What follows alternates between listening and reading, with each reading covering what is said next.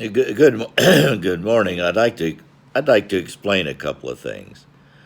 First of all, about the implant. I've tried to grasp for what's a good way to describe the size of it, and I think the best way is to think about a couple of quarters and think about them being put together back to back, but in between is a sandwich layer, like an Oreo cookie. It has the sandwich layer of the folded electrodes that are activated by the moisture in the brain and grow along the surface of the brain to make contact with the outer part of the nerve cell that has its beginnings at the surface of the brain, and then it sends its own tendrils down into the midst of the brain where the neurons actually do their exchanges at the synapses. Uh, and I've also explained that it takes about 2 weeks for the biochemical reaction to unfold these tendrils that go up around the crown of the brain, and that's where Al and Adrotica are at, up the coast of California, at a secluded resort where they can begin their daily regime of waking up to yoga, and then a breakfast of fruit and nuts, and a stroll along the beach after breakfast, and then coming back to a vegan lunch, and then the afternoon practicing tantric yoga, and then in the evenings, a supper, and then free time to do whatever they please together. And I've explained that the objective is that they have a lot of chances for a sensory experience, uh, walking along the beach, listening to the sounds, employing more and more inputs into their memory from the five senses.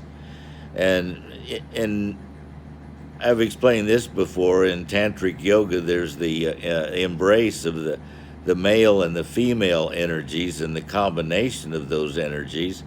And the practice they engage in is combining that into a mutual orgasm that's held at its peak, so that all the sensories are in all the senses are involved. Touch, particularly, um, the the muscles in the lips can begin their own vibrations together, so it's almost orgasmic from that touch.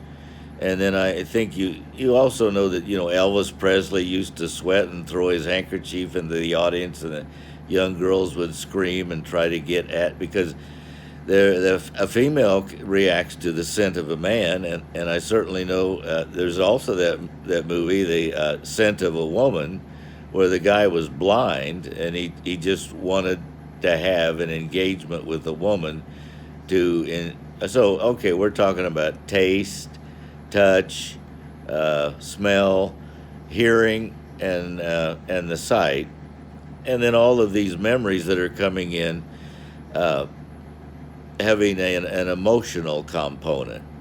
Uh, Now, the upside is that they're in a place, in a situation along the coastline where they have a rich opportunity to bring in a lot of sensory information, and then they also have an opportunity with their personal engagement with each other and the sexual union to have a lot of emotional content.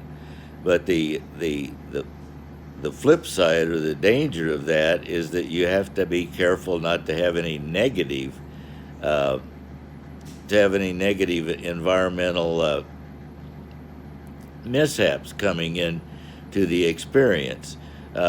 Maybe some of you know about ayahuasca. That's very popular, to have an ayahuasca experience where you're opened up chemically, pharmaceutically, if you will, because of the nature of the psychochemicals in ayahuasca, which makes your brain in very the synapses very are like LSD. It all takes place in the synapses, and those memories come in very rich and very laden. But if you get into a negative situation, a bad situation, it can also be a bad trip or a bad ayahuasca experience, and that's why it's so important to have some competent guide so that you can.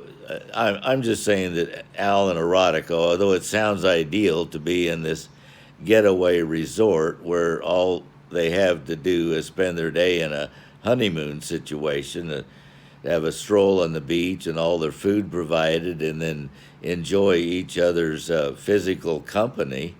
Um, that has to be carefully orchestrated so that it doesn't go sour. As you, so thank you for listening in. Bye bye.